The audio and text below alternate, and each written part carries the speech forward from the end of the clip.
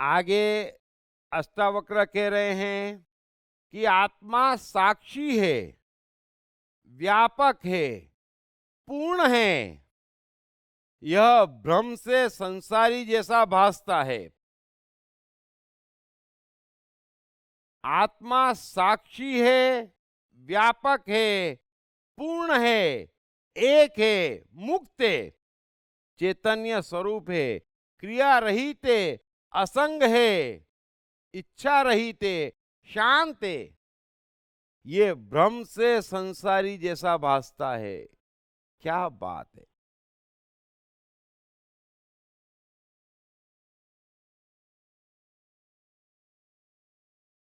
सबसे पहली बात अष्टावक्र कह रहे हैं कि आत्मा साक्षी है। समझ लेना, वो सिर्फ देखने वाला है। बस जरा कल्पना करो, आप सिर्फ देखने वाले हैं। जैसे आप फिल्म देखते हैं, है ना। अब आप सिर्फ देखने वाले हैं तो आप पूर्ण हैं। देखने वाला अधूरा हो कैसे सकता है। मैं जो भी देख रहा हूं, पूर्ण है। वो व्यापक है, चारों ओर फैला हुआ है। यदि मैं देख रहा हूं तो जहां तक निगाह जा रही है मैं देख ही रहा हूं। वो असंग है, वो अकेला है। जब मैं देख रहा हूं तो किसी के साथ नहीं हूं। कोई भी है, सामने 1000 लोग बैठे, 10,000 लोग बैठे, पूरा आसमान हो, मैं तो देख ही रहा हूं। इस बात को समझना।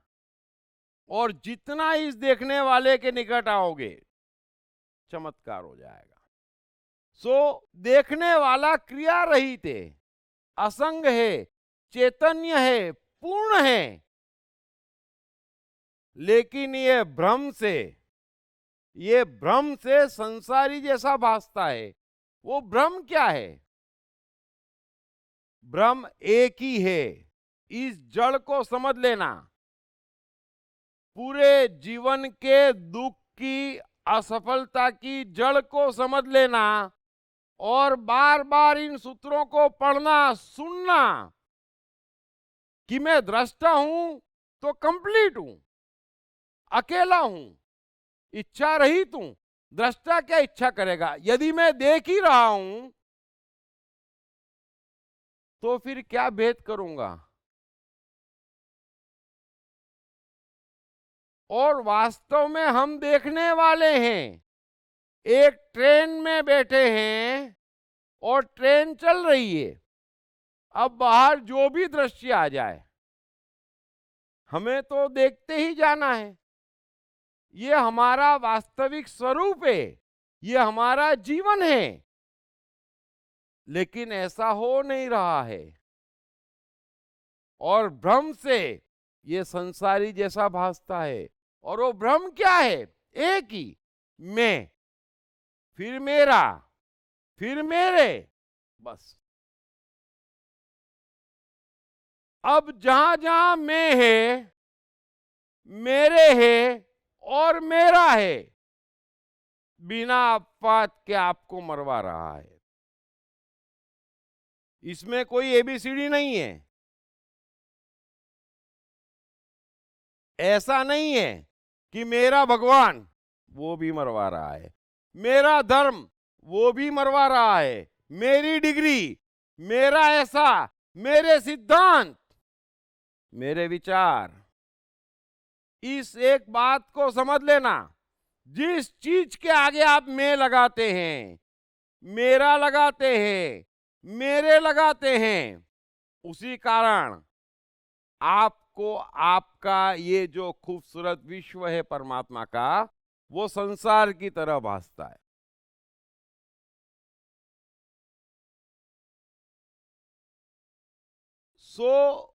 मैं निवेदन करूंगा, ये अष्टावक्र के महासूत्र हैं। जितना हो सके देखें कि हम देखने वाले हैं। और सिर्फ देखने वाले हैं तो फिर दुख का तो कोई सवाल ही नहीं बचता। ये सारे दुख की जड़, ये सारे मुसीबत की जड़, ये सारी असफलताओं की जड़ एक ही है, मैं, मेरे और मेरा। बस इसको जहन में बिठा लेना। यदि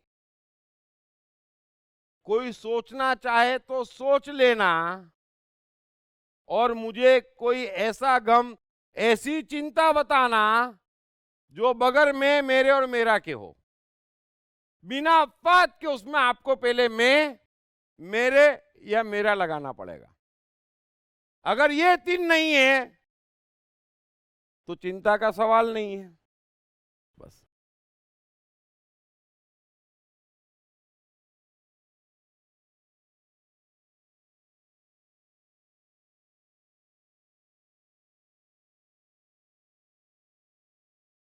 आगे अष्टावक्र कह रहे हैं कि मैं आभास रूप हूं, ऐसे भ्रम को एवं बाहर भीतर के भाव को छोड़कर तू कुटस्थ यानी अचल स्थिर बोध रूप एवं अद्वैत आत्मा का विचार कर।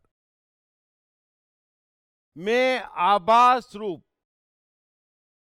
जीव हूं, ऐसे भ्रम को एवं बाहर भीतर के भाव को छोड़कर तू अचल स्थिर बोध रूप एवं अद्वैत आत्मा का विचार कर।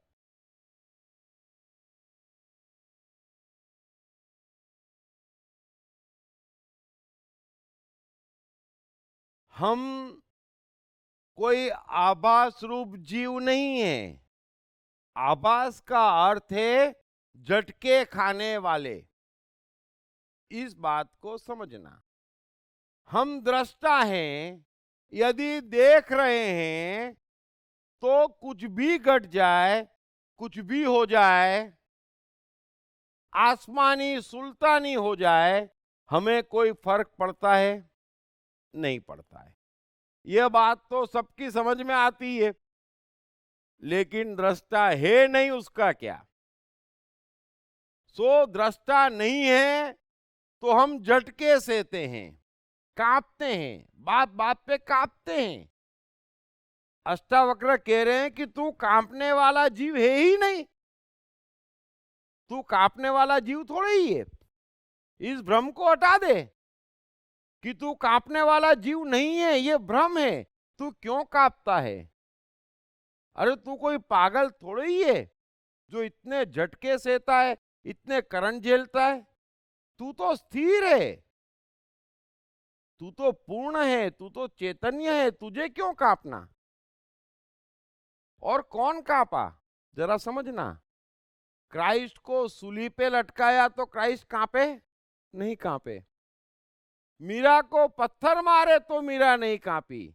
बुद्ध का अपमान हुआ तो बुद्ध नहीं कांपे। कृष्ण का अधिकांश परिवार उनकी आंख के सामने नष्ट हो गया, कृष्ण नहीं कांपे। कांपने की बात क्या है? कांपने की बात क्या है? कांपने की जड़ क्या है?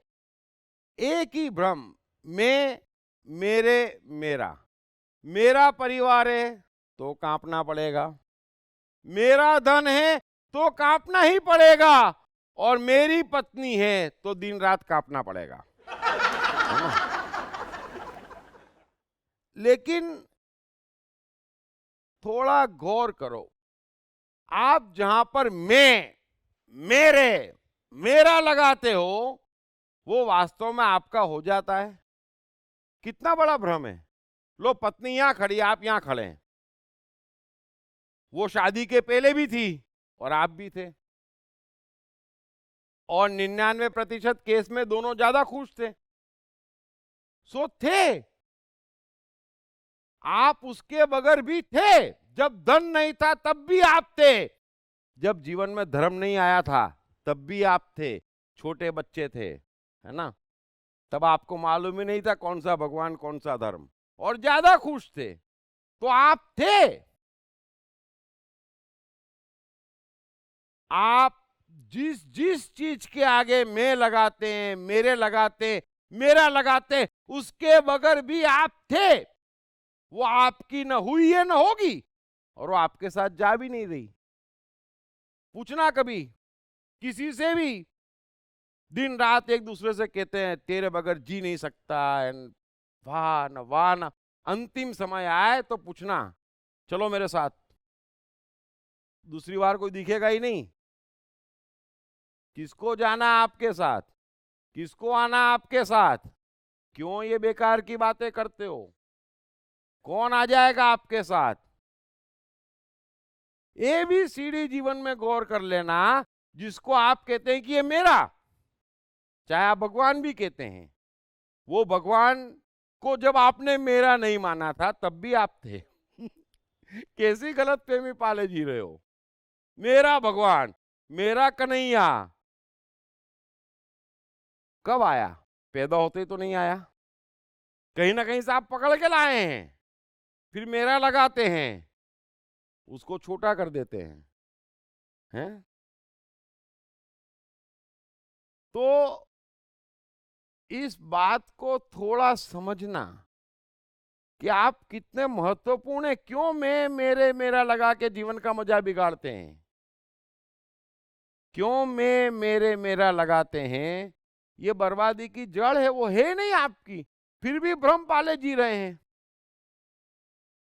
फिर भी भ्रम पाले जी रहे हैं। मैं कृष्ण हूँ, रोमांचकता की हदों के पार ले जाने वाली एक दिलचस्प कहानी। मैं कृष्ण हूँ की 6 बुक की ये कंप्लीट सेट अंग्रेजी, हिंदी और गुजराती में सभी प्रमुख बुक स्टोर्स और ई-कॉमर्स साइट्स पर उपलब्ध है। सो कांपना एकमात्र पाप है, और कांपने का कोई कारण नहीं है। ये कीमती स्क्रीन है, ये हमारे भीतर की जो स्क्रीन है वो बड़ी कीमती है। इस संसार की सबसे हसीन चीज है, यह स्क्रीन ही परमात्मा है। इसे कांपना नहीं चाहिए, इसे कपाकर बर्बाद नहीं करना चाहिए। और किस चीज से बर्बाद कर रहे हैं, अष्टावक्र कह रहे हैं कि भ्रम से, मैं, मेरे, मेरा, ये भ्रम है, इसको हटा दो। जितनी जल्दी जितना कमजोर कर दोगे,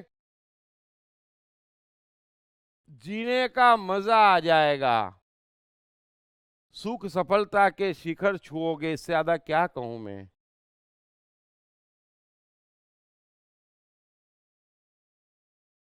ये जो गम है ना आपके,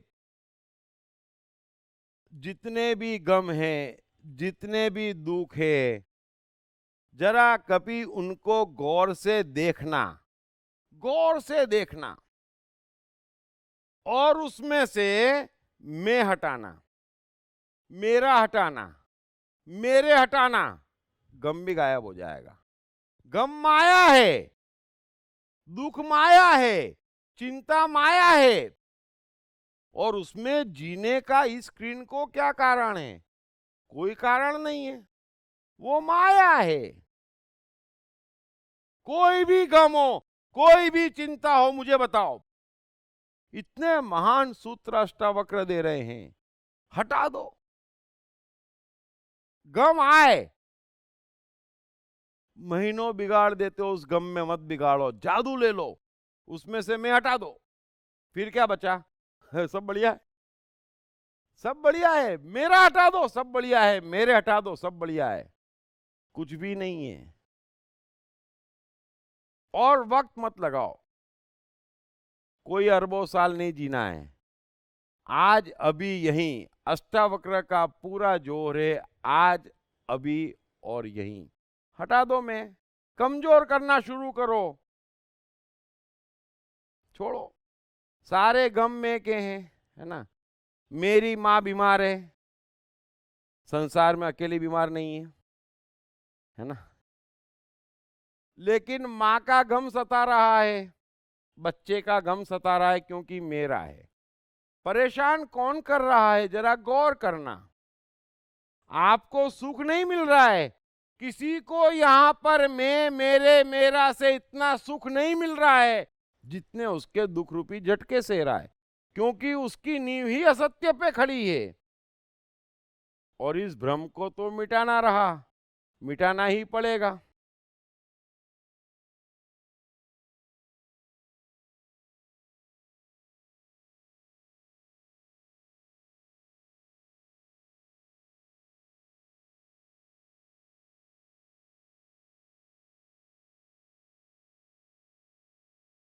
अष्टावक्र अगले सूत्र में कह रहे हैं कि तू बहुत काल से देहाभिमान के पाश से बंधा हुआ है, उसी पाश को मैं बोध हूं, ऐसी ज्ञान रूपी तलवार से काट कर सुखी हो। क्यों इतना तड़प रहा है, क्यों इतना परेशान है? अष्टावक्र कह रहे कि तू क्यों परेशान है, क्यों तड़प रहा है, क्यों मेरे पीछे पीछे घूम रहा है ज्ञान के लिए? क्या कष्ट है तुझे? अरे तुझे कोई कष्ट ही नहीं है, सिर्फ इतना जान ले कि तू दृष्टा है, तू बोध है, बस। और उसके अलावा के जो कुछ भी तू समझ रहा है उस सबको काट दे। मैं बोध हूं, मैं दृष्टा हूं, बार बार गौर करो। रोज सुबह दिन में 10 बार दोहराओ, है ना। ये डायरी लिखने से, माला फेरने से कुछ नहीं होगा। 10 बार ये दोहराओ कि मैं दृष्टा हूं, यकीन क्यों नहीं कर रहा हूं।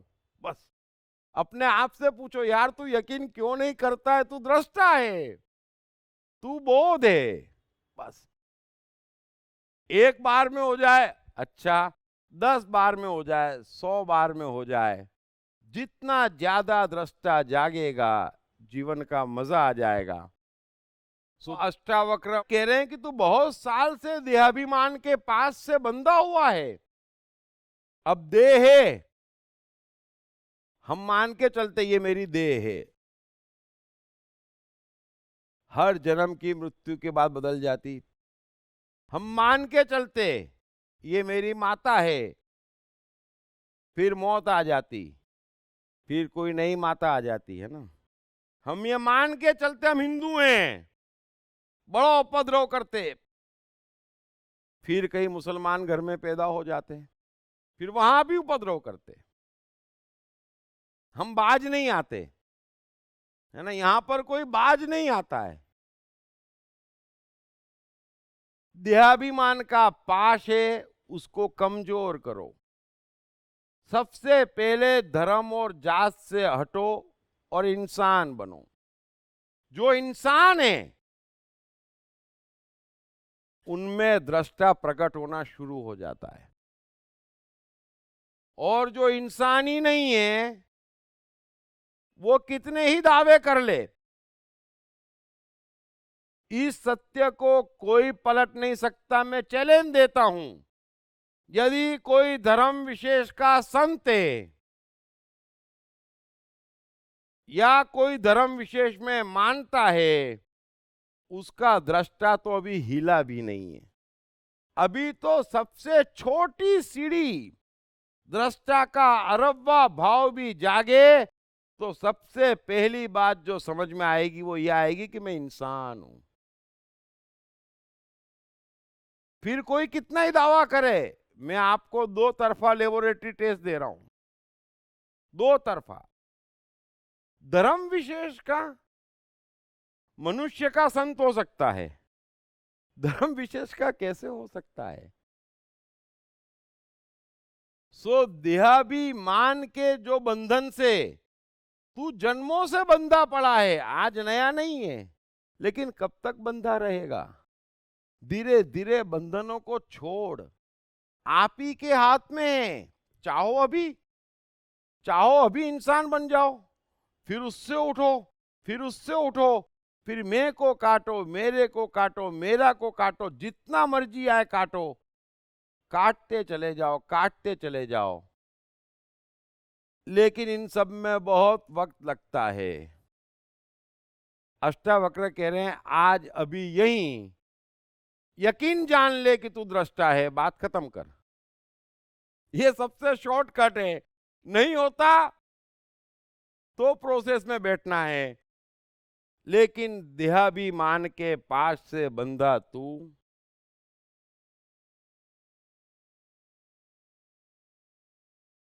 जितना हो सके आप देखो, आप कोई क्रिकेट मैच देखते हैं, फुटबॉल मैच देखते हैं, हालांकि गड़बड़ तो हम उसमें भी कर देते हैं ना।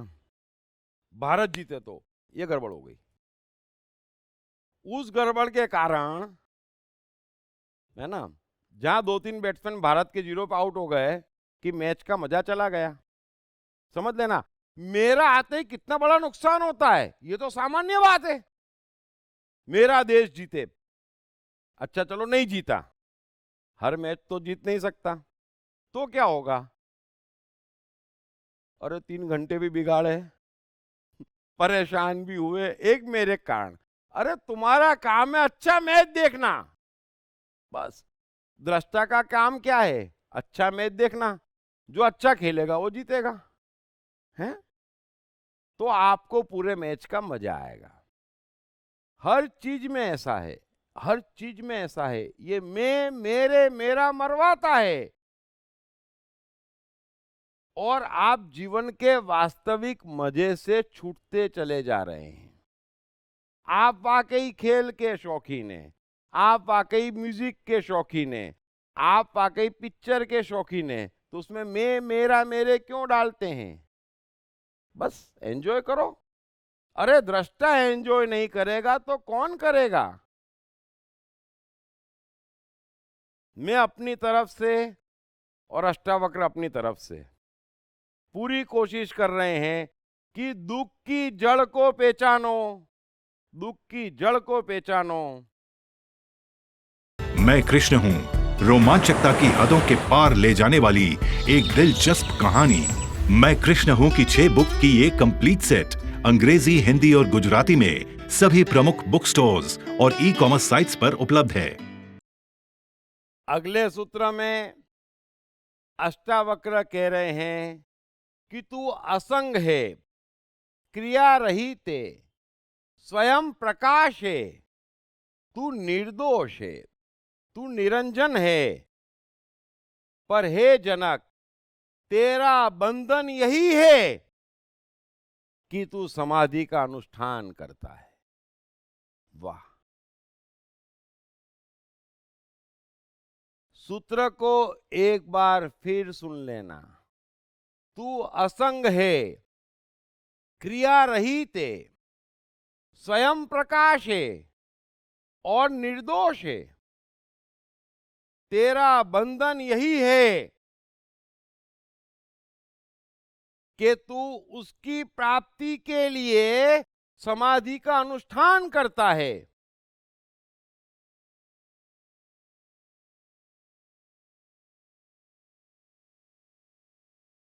अष्टावक्र कह रहे हैं कि तू ईश्वर है, तू मुक्त है, तू ज्ञानी है, उसमें कहीं कोई डाउट नहीं है। तेरा बंधन ये है कि तू उसके लिए समाधि का अनुष्ठान करता है। तू धार्मिक है, तेरा बंधन ये है कि तू धार्मिक होने के लिए धार्मिक क्रियाएं करता है, बस। कोई भी व्यक्ति एक चीज को समझ लेना, अष्टावक्र ने तो बड़े क्रांतिकारी तरीके से कहा, कोई भी व्यक्ति यदि किसी भी प्रकार की कोई भी धार्मिक क्रिया कर रहा है, वो ईश्वर से विपरीत दिशा में बिना अपवाद के जा रहा है। मूल में तो पहले वो ये मान रहा है कि मैं ईश्वर नहीं हूं, और फिर उसकी खोज में निकल पड़ा है कि मैं ये करूं तो धार्मिक, मैं वो करूं तो धार्मिक, मैं ये करूं तो मिल जाएगा, मैं वो करूं तो मिल जाएगा। नहीं नहीं नहीं नहीं। जितने ज्ञानी पैदा हुए वे समझा समझा समझा समझा कर थक गए। सबको सताया, सबको मारा, सबको लटकाया, है ना? क्यों? क्योंकि सबको ये लगता है कि ये तो धर्म के खिलाफ बोल रहा है। अरे प्रश्न ही नहीं उठता, ये तो पहली बुनियादी जड़ है। यह तो पहली बुनियादी जड़ है समाधि की। इस बात के लिए जरा गौर करना, हर कोई समझ लेना कि इस बात की समाधि अरे युगों से करते आ रहे हो, किसी को नहीं मिला, और जिनको मिला वे समाधि के खिलाफ ही रहे, बिना अपवाद के। बुद्ध ने ईश्वर से इनकार किया। क्राइस्ट का एक वाक्य बता दो, क्राइस्ट का, जिसमें उन्होंने कहा हो कि ये पूजा करो, ये धार्मिक विधि करो। कबीर का एक दोहा बता दो कि उन्होंने कहा हो कि इस भगवान की पूजा करो, ये धागा पहनो, ये मंदिर जाओ, ये शास्त्र पढ़ो। एक दोहा बता दो, अष्टावक्र में बता दो, गीता में बता दो। किसने कहा? सोक्रेटिस ने? गुरुजीएफ ने? किसने कहा आपसे? ये कहां भटक गए आप? ये तो बात ही गलत हो गई। अरे सीधा सीधा जीवन है, परमात्मा ने बनाया है, परमात्मा ही बनाए हैं। परमात्मा ने, परमात्मा से परमात्मा के अलावा कुछ पैदा कैसे हो सकता है? मनुष्य के घर में रीछ कैसे आ सकता है? ये तो सीधा सिद्धांत है। अब उसकी भी खोज, उसकी भी खोज, ये तो भटक गया। इस मूल सूत्र को समझ लेना। उसकी खोज में डर है, उसकी खोज में लोभ है, उसकी खोज में सब कुछ गड़बड़ है, सब कुछ गड़बड़ है। उसकी खोज, ये क्रियाएं सिर्फ इतनी खबर देती है कि इसके जीवन में दृष्टा का नामो निशान नहीं है। नामो निशान नहीं है। इतना कीमती जीवन परमात्मा ने दिया, परमात्मा ने बनाया, परमात्मा चला रहा है। उसने हमें परमात्मा बनाया और इसलिए नहीं दिया कि हम बैठे बैठे घंटियां हिलाएं, 5 बार अल्लाह अल्लाह करें। अरे भाई, और भी अच्छे काम हैं। उसने ये जीवन बल्ब खोजने के लिए दिया है, कविताएं गाने के लिए दिया है, नाचने के लिए दिया है, झूमने के लिए दिया है। तू असंग है, क्रिया रहित है, निर्दोष है, तू परमात्मा है, तू ज्ञानी है, तेरे में कहीं कोई कमी नहीं है। तेरा बंधन एक ही है कि तू धर्म की प्राप्ति के लिए अनुष्ठान करता है। रामकृष्ण परमहंस कितने बड़े काली के भक्त थे, ये सभी जने जानते हैं। सब कुछ छूट चुका था उनका, लेकिन फिर भी एक बेचैनी उनको पकड़ी रहती थी। एक दिन एक ज्ञानी से वे चर्चा कर रहे थे और रामकृष्ण परमहंस ने उनसे कहा कि कहाँ गड़बड़ है, क्या गड़बड़ है? उस ज्ञानी ने कहा, एक ही गड़बड़ है और वो है तेरी काली, बाकी कहीं कोई गड़बड़ नहीं है। तूने सब काट दिया, 99.99% यात्रा कर ली, लेकिन काली है तेरे जीवन में। बोले मेरा जीवन ही काली है, मैं बगैर काली के रह ही नहीं सकता। तो बोले भाई, प्रेम गली बड़ी साकरी है, इमे दो न समाए। काली तो छोड़नी पड़ेगी। रामकृष्ण परमहंस कहते हैं बात तो समझ में आ गई, लेकिन छोड़ू कैसे? बड़ी अंदर तक डाल रखी है, सपने में भी आती है। सन्यासी ने एक ही बात कही कि जब आए उसको बोल तू जा, मेरी जान छोड़, मुझे पूर्ण होने दे। एक छोटी सी बाधा तो बाधा है। मैं हूं, मैं हूं। अब मैं कुर्सी पे बैठा हूं तो मैं कुर्सी पे बैठा हूं। फिर आप पूछते हैं मैं कुर्सी तक कैसे पहुंचूं। अब कुर्सी से उठ के मैं किसी की भी सुन के किसी भी डायरेक्शन में जाऊंगा तो कुर्सी से दूर ही जाऊंगा। सीधा सीधा नियम क्यों नहीं समझते। मैं जब भी उठूंगा कुर्सी से दूर जाऊंगा। बुद्ध ने जब मृत्यु देखी तो उनको लगा कि मैं जो करता आ रहा हूं, यदि ये सुख स्थायी नहीं है तो कोई महासुख होना चाहिए, है ना। परफेक्ट बात है। क्योंकि सुख और चला जाए ऐसा कैसे संभव है। हम तो ऐसे ही सुखों को जानते हैं जो सुबह होता शाम को चला जाता, है ना। नहीं, तो बुद्ध को लगा कोई महासुख होना चाहिए जो कभी ना छोड़ के जाए, वरना बुद्ध महल में सुखी थे। सिर्फ इस विचार से वे निकल पड़े कि यदि मैं वृद्ध होऊंगा, बीमार होऊंगा, मरूंगा तो ये जो सुख आज मैं भोग रहा हूं उससे बिछड़ जाऊंगा। मतलब कहीं ना कहीं गड़बड़ है, इससे महासुख होना चाहिए। बुद्ध घर से निकले। उस समय भारत में सिवाय हिंदुओं के और कोई नहीं था। तो बुद्ध किससे पूछे कि मुझे महासुख कैसे मिले।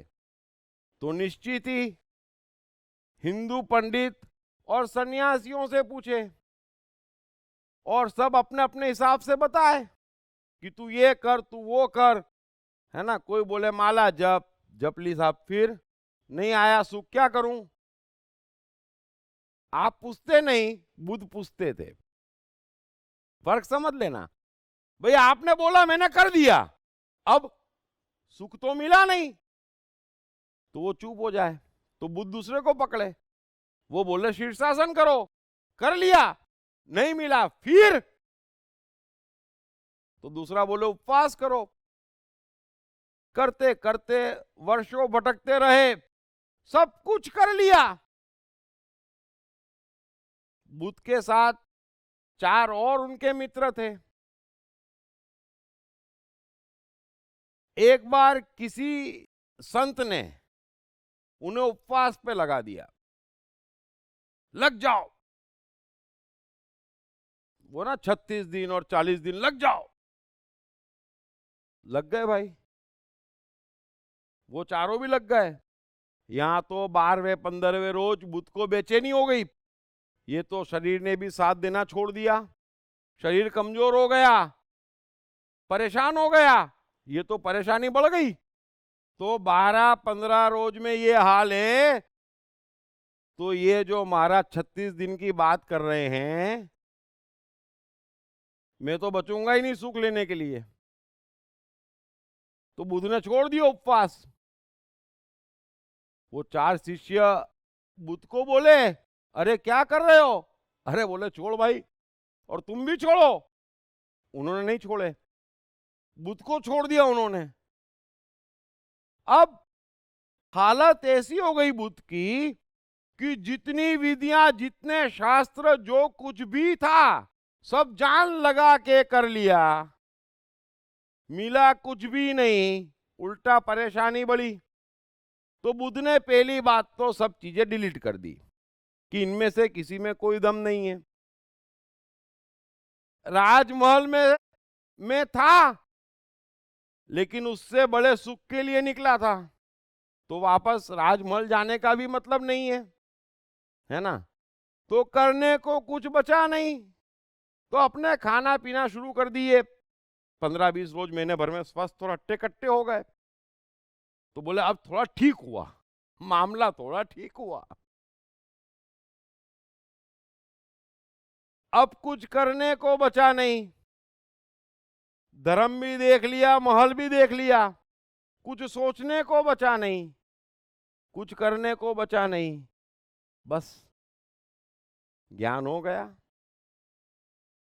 तो बुद्ध को सब कुछ छोड़ के हुआ, और ये बुद्ध ने सब कुछ किया, उससे नहीं हुआ। और इसीलिए बुद्ध पूरे 40 साल तक भारत के कोने कोने में घूमकर हिंदू पाखंडों के खिलाफ बोलते रहे, क्योंकि उनका यह अनुभव था। बुद्ध को छोड़ के हुआ, करके नहीं हुआ, इस बात को समझ लेना। और ये पहली चीज है, ये पहली चीज है, ये पहला विश्वास है कि परमात्मा ने बनाया है, तो सिवाय परमात्मा के और कुछ नहीं बनाया है। और परमात्मा परमात्मा को खोजे, परमात्मा परमात्मा को पूजे, ये तो बात ही गड़बड़ हो गई, बेस में ही गड़बड़ हो गई। एक बुद्ध हुए, आज भी 2 करोड़ बौद्ध भिक्षु घूम रहे हैं। कितने बुद्ध हुए? बुद्धू बने घूम रहे हैं, कोई बुद्ध नहीं होता उससे। मैं कृष्ण हूँ, रोमांचकता की हदों के पार ले जाने वाली एक दिलचस्प कहानी। मैं कृष्ण हूँ की 6 बुक की ये कंप्लीट सेट अंग्रेजी, हिंदी और गुजराती में सभी प्रमुख बुक स्टोर्स और ई-कॉमर्स साइट्स पर उपलब्ध है। सो इस बात को समझना, आपका जीवन कीमती है। अष्टावक्र आपको वहां ले जा रहे हैं जो आपका अधिकार है।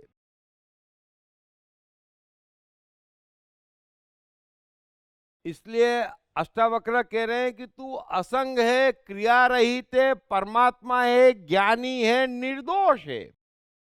तेरे में और कोई दोष है ही नहीं। एक ही गड़बड़ है, एक ही गड़बड़ है कि तू समाधि का अनुष्ठान करता है, बस। आपके जीवन में, जिसके जीवन में भी दुनिया में गड़बड़ है, वो पहली और अंतिम गड़बड़ ये है कि वो समाधि का अनुष्ठान करता है। अष्टावक्र ये नहीं कह रहे हैं कि तू राजा बने घूमता है, ये गड़बड़ है। उसमें क्या गड़बड़ है? उसमें कहीं कोई गड़बड़ नहीं है। दुनिया में मनुष्य किसी भी कर्म का दृष्टा बन सकता है। कृष्ण महाभारत जैसे युद्ध का भी दृष्टा बन सकते हैं, लेकिन दुनिया में कोई मुझे बता दे कि वो किसी धार्मिक विधि का दृष्टा बन सकता है, उसका तो करता ही रहेगा। क्योंकि वहां तो आ ही जाएगा कि मैंने की, मैंने करा, मुझे ये चाहिए, मैं ये पाना चाहता हूं। वहां तो बगैर मैं के इलाज ही नहीं है। वही बात अष्टावक्र कह रहे हैं कि बाकी सब चीज दृष्टा को मान्य है, लेकिन इस बात में दृष्टा गायब हो जाता है, क्योंकि वहां बिना अपवाद के मैं लगता है मैंने 36 उपवास किए, मैं हज होके आया हूं। वापस तो आ गया ना मेरे भाई, है ना? वापस तो आ गया ना। वहां परमात्मा नहीं मिला होगा तभी वापस आया होगा, कोई भी ऐसे तो वापस नहीं आता। इस बात को समझना, बिना अपवाद के वहां मैं लगाना पड़ेगा आपको, बिना अपवाद के वहां मेरा लगाना पड़ेगा, बिना अपवाद के वहां मेरे लगाना पड़ेगा। और यही बात अष्टावक्र कह रहे हैं, यही बात गीता में कृष्ण कह रहे हैं, यही बात लाओ त्सु कह रहे हैं, यही बात क्राइस्ट और कबीर कह रहे हैं, यही बात सोक्रेटिस कह रहे हैं।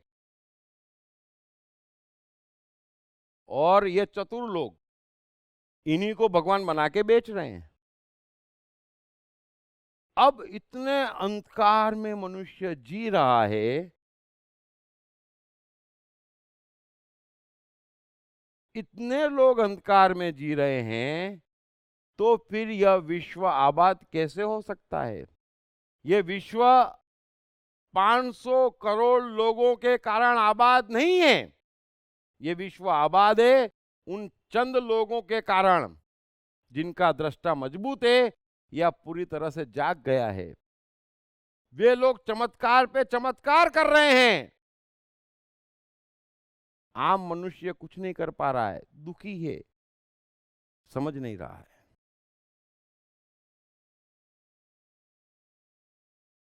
सो उन्होंने जनक से स्पष्ट कह दिया कि तेरा बंधन क्या है? एक ही, कि तू समाधि का अनुष्ठान करता है।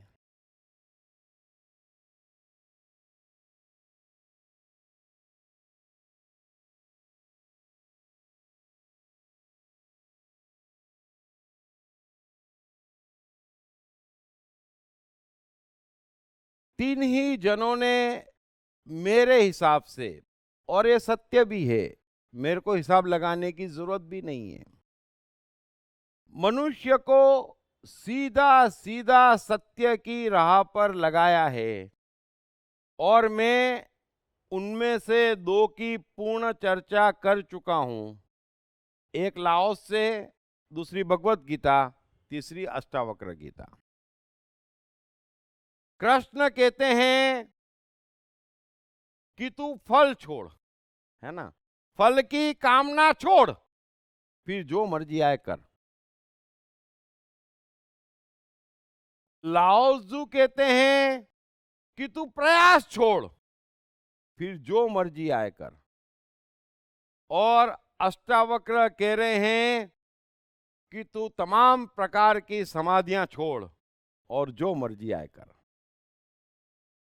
ये तीन में से जो एक चीज समझ में आती है वो अपना लो।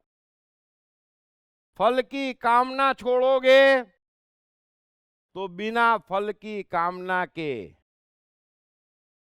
कभी कोई धार्मिक विधि इस जन्म में नहीं कर पाओगे। बिना अपवाद के उसमें फल की कामना रहेगी, रहेगी और रहेगी। प्रयास छोड़ो, ये तो जादू है, लाओ जू तो मैजिक है, लेकिन बिना अपवाद के धार्मिक विधि करने के लिए प्रयास करना ही पड़ेगा। वो भीतर से नहीं आएगी, है ना। कोई ये नहीं कह सकता कि मुझे भीतर से उपवास आएगा, वो तो करना पड़ेगा, है ना। भीतर से तो भूख ही आएगी, इस बात को समझना।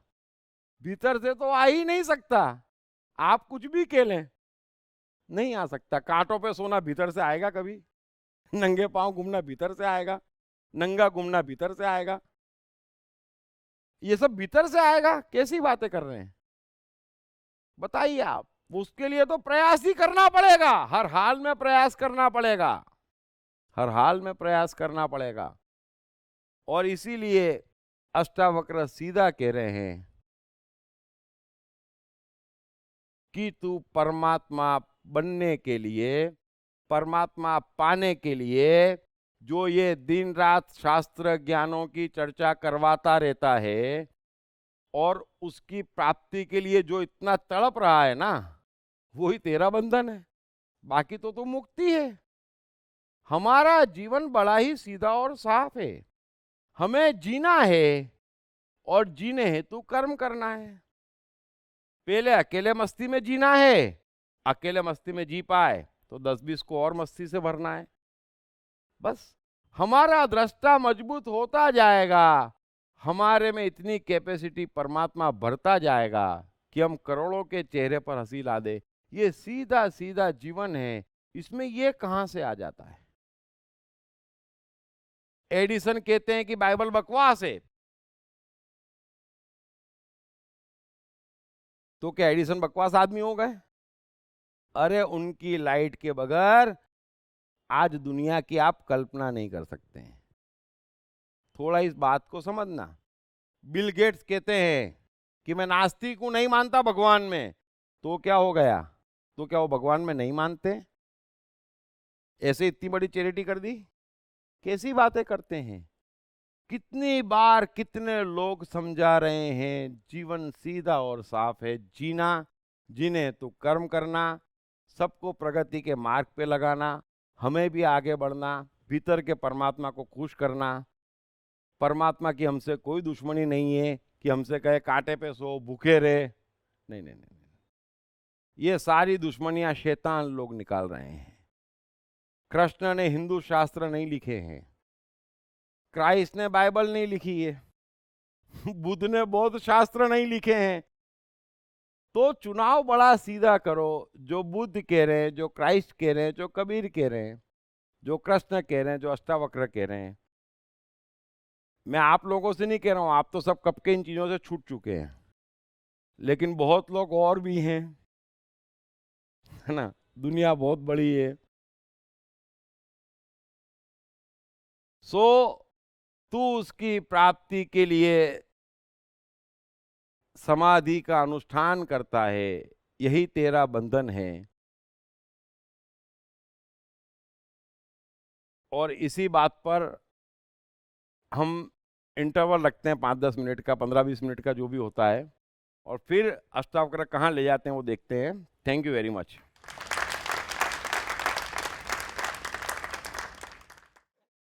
मैं कृष्ण हूँ रोमांचकता की हदों के पार ले जाने वाली एक दिलचस्प कहानी।